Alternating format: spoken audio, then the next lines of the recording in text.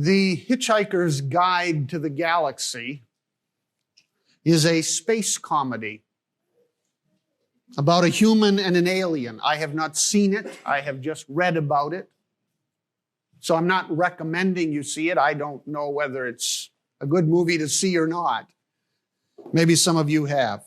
But it's a comedy about a human and an alien who hitch a ride with a spacecraft just before Earth is destroyed. And along with other characters, they go on a quest to find answers to the mystery of life. The narrator says, many millions of years ago, a race of hyper-intelligent, pan-dimensional beings got so fed up with the constant bickering about the meaning of life that they commissioned two of their brightest and best to design and build a stupendous supercomputer to calculate the answer to life, the universe, and everything. So a group of guards wearing gold plates lead two little girls dressed in white robes to this huge altar. The girls look up to the supercomputer, which looks like a contemplating human-like figure with this giant head. And it's called Deep Thought. And one of the girls asks, "Oh, Deep Thought, we want you to tell us the answer." Deep Thought responds, "The answer to what?" "The answer to life, the universe, everything. We'd really like an answer. Something simple." Replies Deep Thought. "I'd have to think about that. Return to this place in exactly 7.5 million years. 7.5 million years later, with a throng of hundreds and thousands of people gathered in front of Deep Thought, the two girls approach for their answer. One of them says, "Deep Thought, do you have an answer for you?" "Yes, but you're not going to like it." "It doesn't matter, we must know it." "All right. The answer to the ultimate question of life, the universe, and everything is 42. The cheering crowd stops. Disappointment written all over their faces. One man shouts, 42? "Yes," replies the computer. "I thought it over quite thoroughly. It's 42. It would have been simpler to have known what the actual question was." One of the girls says, "But it was the question, the ultimate question of everything." "That's not a question," chides Deep Thought. "Only when you know the question will you know what the answer means." 42. What is the meaning of life? That's the question that the preacher in the book of Ecclesiastes sets himself out to find. That is the quest in the book of Ecclesiastes. What is the meaning of life? And he will conclude, and you can't read Ecclesiastes apart from the conclusion, otherwise you get depressed. All right? He's going to conclude at the end of the book, we talked about it last week, he's going to conclude that the meaning of life is found in a right relationship with God. God, the creator of this universe, made us to know and to enjoy Him. So turn to Ecclesiastes chapter 1 this morning as we begin to work our way through this quest for the meaning of life. And in chapter 1, we learn that if the study of our natural world fails to lead us to God, our quest for meaning will end in emptiness. Chapter 1 introduces this whole quest for meaning by discussing the natural world in which we live. We live in a world today that worships science, puts scientists on the highest pedestal of knowledge, and yet so often scientists often end up sounding like Deep Thought in the movie in answering the question of the meaning of life. For that is not a question that they can answer. The simple truth is that science, apart from God, cannot answer that question at all. So principle number 1, in chapter 1, verses 1 through 8, our study of science cannot satisfy our need for significance. Look at verse 1. Ecclesiastes chapter 1. In the words of the preacher, the son of David, king in Jerusalem, vanity of vanities, says the preacher. Vanity of vanities, all is vanity. What advantage does man have in all his work which he does under the sun? Vanity of vanities, all is vanity. The word is used 71 times in the Old Testament, in the Hebrew Scriptures, but 36 times in the book of Ecclesiastes alone, and in every chapter of Ecclesiastes except chapter 10. Literally, the word means wind or breath. So wind of winds, everything is wind. Breath of breath, everything is breath. It is used many times, however, in the Old Testament to refer to idols, those images that the pagans made to worship, those false gods, which are called vanity, wind, since they have no permanence to them. Idols are simply empty gods who can do nothing for man. Now, Ecclesiastes uses the word in several ways, but the primary sense in the book of Ecclesiastes is that there's no fulfillment, no meaning in life. Life is empty. Life is vacuous. Life is transitory. Life is impermanent. Now, you have to understand that theme in the light of his final point, that meaning is found in a right relationship with God. So Ecclesiastes argues that life is meaningless apart from God. The quest for meaning in life will end in emptiness if it does not lead you to God. And he introduces that, and each segment in the book of Ecclesiastes is going to introduce another aspect to the quest for meaning in life. He introduces that quest with this issue of our natural, physical, material universe. And he says in the next verse, what advantage or benefit does man get in all his work under the sun? What's the profit? What do we get out of this? What is the significance to anything that we do on this earth? Is there any lasting value to what we do here apart from God under the sun? And that's just an expression that means here in this world, in this life. And the answer is no. There is no value, lasting profit, benefit to our lives here on earth. Apart from God, there's no lasting value. It is all meaningless. We want to be significant. Everybody wants to be significant. But there is no significance to anything we do here on earth apart from God. Verse 4, a generation goes, a generation comes, but the earth remains forever. Also the sun rises and the sun sets, and hastening to its place, it rises there again. Blowing toward the south, then turning toward the north, the wind continues swirling along, and on its circular courses the wind returns. All the rivers flow into the sea, yet the sea is not full. To the place where the rivers flow, there they will flow again.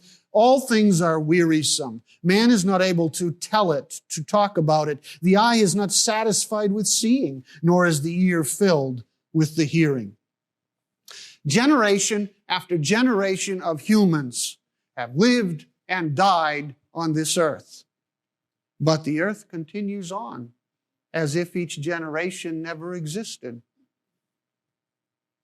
From the human perspective, we study this world and we accomplish many things, but soon we die.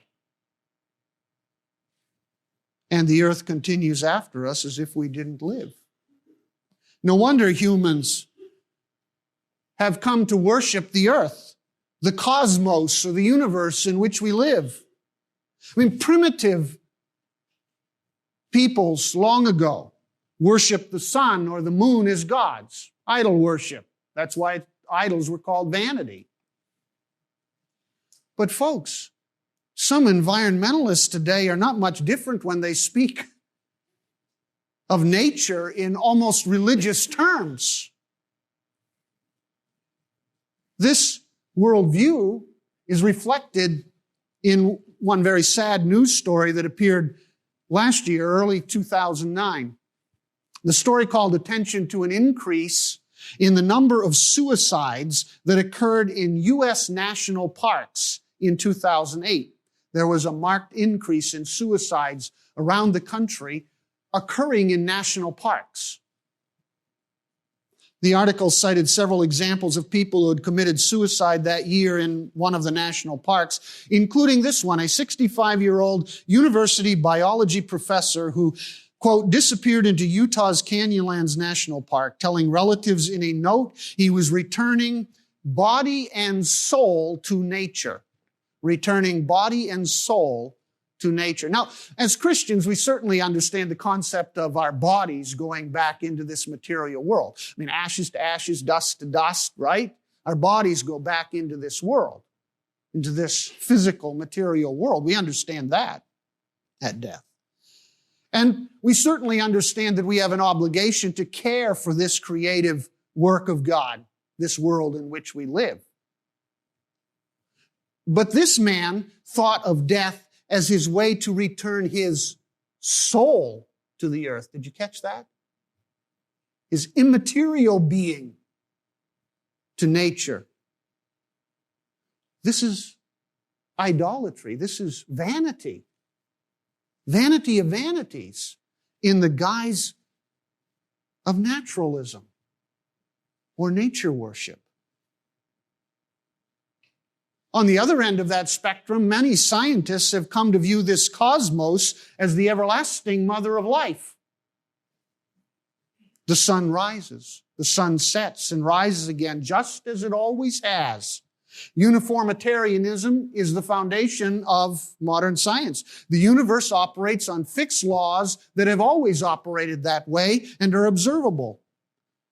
Now, of course, some people might get picky and argue that it is not scientifically accurate to say that the sun rises and sets because we know that the earth revolves around the sun, right? But even scientists speak of enjoying a sunset. So the language of human observation is certainly legitimate here.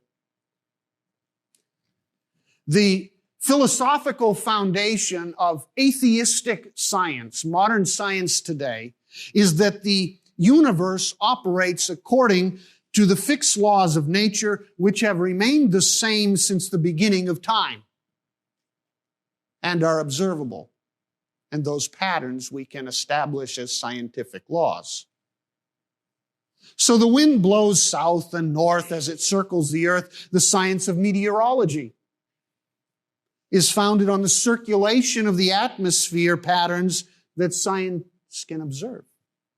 Science, according to the Random House College Dictionary, is simply the systematic knowledge of the physical or material world. So verse 7 continues this systematic knowledge of this material world by saying that the rivers run into the sea, but the sea doesn't fill up with water because the rivers go back to the place where they began to start all over again. What a marvelous description of the science of hydrology. The hydrologic cycle is a well-established concept.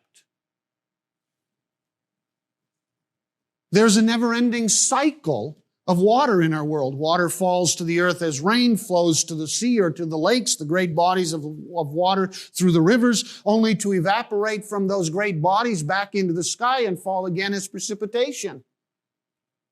The cycle is endless. It follows fixed patterns that scientists can study. We know more today than Solomon did in his day, certainly. And yet all of this knowledge does not bring any meaning to life. Life is even more meaningless the more we know. Notice what the preacher says as he concludes this little section in verse 8. All these things are wearisome, wearisome, round and on it goes. The earth continues. It was functioning before I entered this world. It is going to be functioning after I leave this world. On and round the cycles continue. And the cycles of life wear us out. It's wearisome, he says, frustrating. We make no discernible difference in the cosmos for having lived our lives on this earth. Man cannot even talk about it, he says, in a fulfilling way. The eye is not ever satisfied with seeing it all, even in its beauty, even its grandeur. The word refers to contentment or fulfillment. The ear is not filled up with the hearing of it all. Again, the word refers to finding contentment or significance in all this knowledge. The ear is not satisfied with the learning because it never seems to make life meaningful. Now, the preacher is not denying that knowledge has value, or that education is important, or that man never does anything creative or noteworthy, never invents anything new. That would be ridiculous. He is talking about the issue of finding any fulfillment in life. He is talking about finding the meaning for our souls in the study of our material world. So once again, you have to read this paragraph in the light of the end of the book and realize that it is it is the study of science apart from God, the study of this natural universe apart from God, that ends up being futile and empty. The meaning of life will never be found in nature. Just won't be. The purpose of life will not be experienced in the cosmos alone. In his book, Reasonable Faith, Christian Truth and Apologetics, the DNA sculpture here made out of shopping carts. Looking for truth and meaning. In his book, Reasonable Faith, Christian Truth and Apologetics, William Lane Craig observes how difficult it is for an atheist to live with the logical conclusions of his or her beliefs.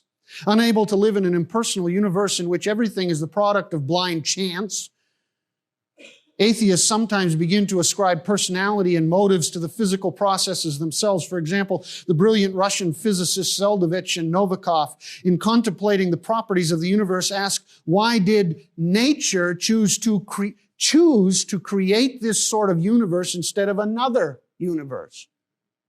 Why did nature choose? All right? Nature has obviously become a sort of God substitute, filling the role and function of God. Francis Crick, halfway through his book, The Origin of the Genetic Code, begins to spell nature with a capital N. And elsewhere speaks of natural selection, evolutionary natural selection, as being clever and as thinking what to do. Sir Fred Hoyle, the English astronomer, attributes to the universe itself the qualities of God. For Carl Sagan, perhaps one of the most famous atheist scientists, in his cosmos, always continuing, right? Cosmos. He always spelled cosmos with a capital C. It's a God substitute. That's all it is. The earth continues. What did Ecclesiastes say? On and on and on it goes.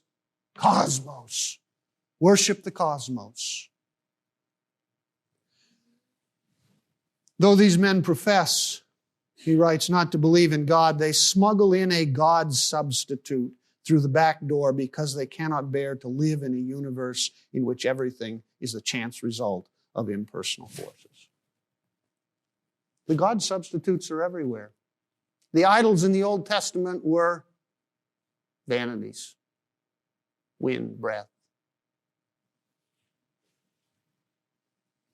Richard Melville Hall, known as Moby, well-known rock singer, is even more controversial for his faith. Moby, in an interview with Darren Phillip, describes the universal need for God. He says, one of my favorite quotes is, those who are sick are in need of a doctor, and the sad thing is we're all sick. It's part and parcel of the human condition. It's especially part and parcel of living in the United States in the 21st century. We're all sick. We're all deeply unhappy, disconnected, unwell people. We need each other and we need God. And if God made the universe, and if God made us, and if God made the world, it just makes sense to invite God into our lives and ask Him, you made me, what should I be doing? That's the conclusion of Ecclesiastes. You made me, God. What am I supposed to be doing? What should I be doing? How can I please you, God? You're my creator. How can I enjoy you? In this life, how can I please you? That's the conclusion that Ecclesiastes and the preacher will come to. It won't be found in nature and the cosmos. The answer of those who emphasize that nature and cosmos as the solution to everything will end up with something about as meaningful as 42 to the answer of life. All right, second principle this morning. Newness is repackaged oldness, which leads to emptiness. Look at verse 9. That which has been is that which will be, and that which has been done is that which will be done. So there is nothing new under the sun. Is there anything of which one might say, see, this, it is new. Already it has existed for ages which were before us. There is no remembrance of earlier things, and also of the later things which will occur. There will be for them no remembrance among those who will come later still. All right, mankind has always worshiped at the feet of newness. Each generation, every generation thinks that their discoveries and their inventions are the newest and the greatest discoveries of life. That's human nature, human pride in the glory of our accomplishments. The expansion of our knowledge has never been higher than it is today. With all of our incredible accomplishments in this world. iPads. Thank you very much. Enjoying it. Enjoying your gift to me. iPhones, laptops, they carry us around the world in nanoseconds. But do they tell us the meaning of life? I asked no, I didn't actually. But tell me the meaning of life, oh glorious iPad. Yeah, blank. I didn't actually do that, but just thought of it now. But you can go to the top of Mount Everest. I read this week that they've got cell phone coverage on the top of Mount Everest now. They've established a cell phone tower so that the climbers can climb their loved ones from the top of Mount Everest. You think they find meaning in life that way? We can peer deeper into space than man has ever seen before. Does that knowledge lead to an understanding of our true purpose in life?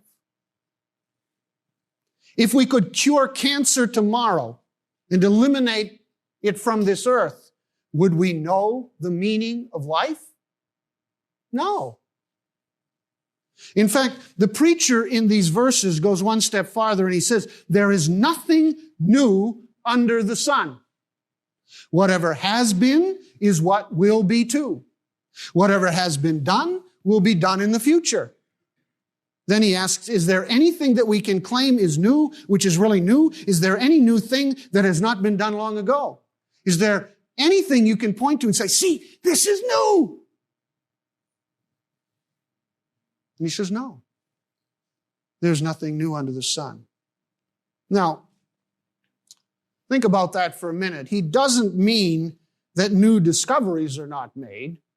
He doesn't mean that new inventions aren't created or new information. He's not denying the reality of new information and new inventions. That would make no sense whatsoever.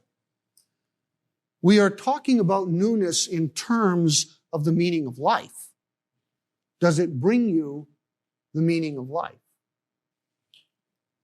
So, our telescopes, which the preacher did not have, our telescopes can peer deeper into the universe than man has ever seen. And we can know more about our expanding universe than man has ever known. And it's incredible. But in terms of the meaning of life, it has all been done before. The primitive man who peered with his naked eye skyward at night and looked at the expanse of the heavens asked the very same questions and got the same answers that the scientist with the greatest telescope available today will end up asking. Who are we? Why are we here? What is man? Hasn't changed.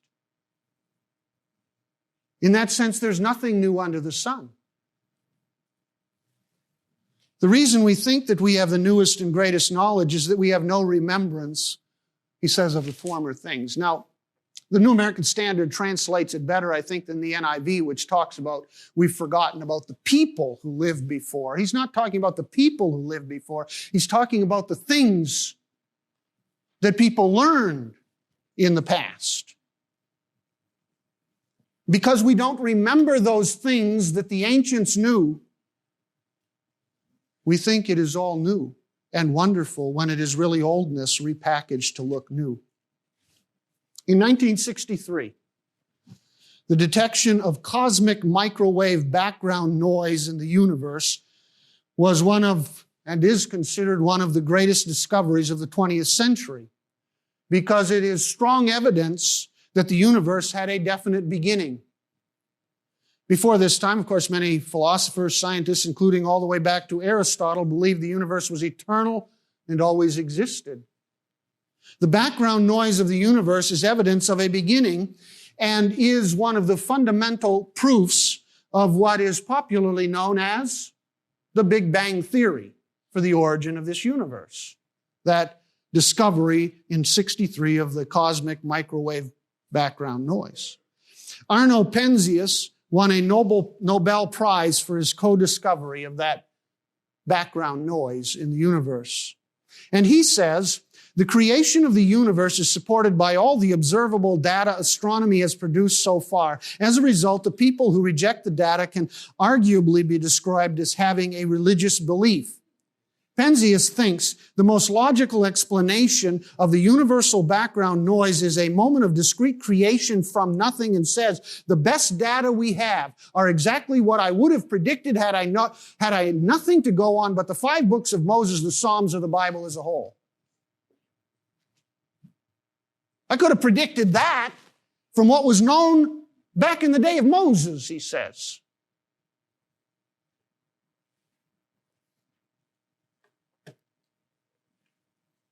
The Big Bang theory of the origin of the universe is merely, really, old knowledge repackaged as new.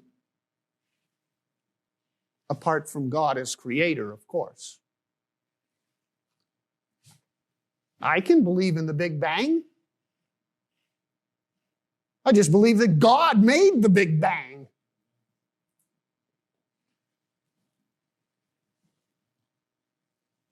Moses believed in the Big Bang. He just believed God made the Big Bang. So the difference is that we believe that God produced the Big Bang and something came into existence out of nothing. And the microwave background noise that we can detect is the fingerprint of God on His creation. So the preacher says there is nothing new here. They have simply forgotten to read Moses. They don't remember what we learned long ago about the origin of the universe. Because they don't want to, really, right? Somebody will come along with something new, which is just a repackaging of the old with new words and new information. Yet all of this newness just leads to emptiness without God. I mean, we have discovered more new information in the last 100 years than ever before. But mankind is no closer to understanding the meaning of life than Moses in Genesis 1. And that's why any understanding of the meaning of life has to start with Genesis chapter 1. That's where the meaning of life begins, and God as creator. No wonder people still believe in a creator, no matter what everybody tries to tell them differently. A Gallup poll released on March 8, 2005, just a few years ago, found that 81% of teenagers believe that God was involved in creating humankind. 81% of teenagers in 2005 believe that God was involved in creating mankind. Wait a minute. These are the same teens who have been taught throughout their educational years that creationism is wrong. Right? Our educational powers don't want creationism taught in the public schools. But 81% of teens believe that God created us. Why? Why? Because the alternative provides no meaning to life. And that's why creationism is still alive and well. Because the only answer to the meaning of life begins with a creator God that provides purpose to life. Professor and journalist Terry Mattingly writes about Philip Johnson. Philip Johnson he's a scientist, has written a lot of books on science and the Bible, Christianity, and goes around the country and has done a lot of debates on university campuses and that sort of thing. And in his talks, Philip Johnson quotes the Gospel of John, and he'll say, in the Gospel of John, it says, "In the beginning was the Word, and the Word was with God, and the Word was God. He was in the beginning with God. All things were made through Him, and without Him was not anything made that was made." Right? And after reading that, Philip Johnson will ask his audience on the campus, is that true or false? Then he turns that passage inside out and creates a credo for use in sanctuaries aligned with the National Center for Science Education. And he says, okay, let's say it this way. And it sounds like this. In the beginning were the particles, and the particles were somehow, in the beginning were the particles, and the particles somehow became complex living stuff, and the stuff imagined God. And then he says, is that true or not? Which of those statements is true? And Philip Johnson argues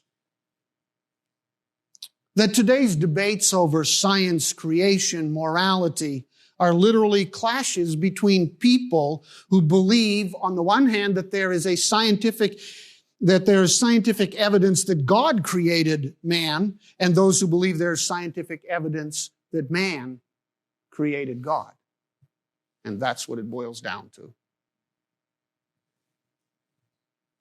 And he says, Philip Johnson, if there is no creator who has purpose for your life, then there is no such thing as sin. Sin would mean that you are in a wrong relationship to your creator. Well, you can't be in a wrong relationship with the particles. They don't care. So you don't need a Savior to save you from the consequences of your wrong relationship with the particles. When you give away creation, you have given away everything, Philip Johnson says. And he's right. When you give away creation, Genesis 1, you have given away any hope of meaning in life. Because you no longer have a creator God. And that's why Ecclesiastes starts with creation. The meaning of life begins with faith in a creator. If God did not create this universe, there is no meaning to life. None. Once we establish that reality, we can then look to this God for the answers to our questions. And that's why he starts there. Knowing God is the only way to find fulfillment in life. Jonathan Edwards, the Puritan preacher back in the 1700s, wrote, "The enjoyment of God is the only happiness with which our souls can be satisfied. Fathers and mothers, husbands, wives, or children, or the company of earthly friends are but shadows, but enjoyment of God is the substance. These are but scattered beams, but God is the sun. These are but streams, but God is the fountain. These are but drops, but God is the ocean." We were made to know God. That is built into us. And it is the only way we will have satisfaction. We were made to know God. God created this universe and us so we could know and enjoy Him. And you won't find meaning anywhere else. Holly Ordway was a highly educated atheist who thought Christianity was both a historical curiosity and a blemish on modern civilization. To her, the Bible was a collection of myths and folk tales. She mocked Christians. She belittled their faith, intelligence, and character. She wrote, "I had built myself a fortress of atheism, secure against any attack by irrational faith, and I lived in it alone." Though she wasn't looking for God, she began to be drawn to matters of faith. And one reason for interest, she explains, is that her, quote, naturalistic worldview was inadequate to explain the nature of reality in a coherent way. Sounds like Ecclesiastes 1. She realized it could not explain the origin of the universe, nor could it explain morality. So after a series of conversations with a mentor and some reading in Christian writings, Ordway went from denying God's existence to committing herself to Jesus Christ as her personal Savior. And she embraced, she said, St. Paul's forthright declaration that Christianity is based on the historical witnessed events of Christ's death and resurrection, and that theology and philosophy offer real answers. Atheism does not. Start with God as Creator in your quest for meaning in life. Will you trust God for your answers in life? Or not? Father, teach us to look to You. Teach us to come to You.